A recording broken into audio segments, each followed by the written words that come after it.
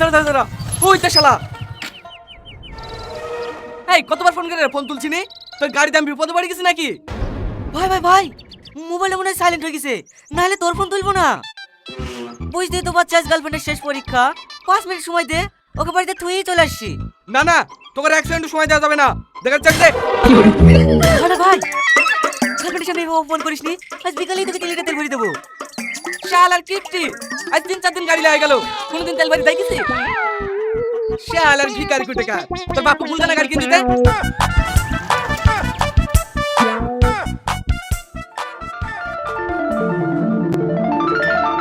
একটা উপকার করতে পারি, তোর গার্লফ্রেন্ডের বাড়ির ওই দিক দিয়ে যাচ্ছি, তোর গার্লফ্রেন্ড যেতে চাইলে গাড়িতে উঠে বসতে বল, বাড়িতে নামিয়ে দেবো।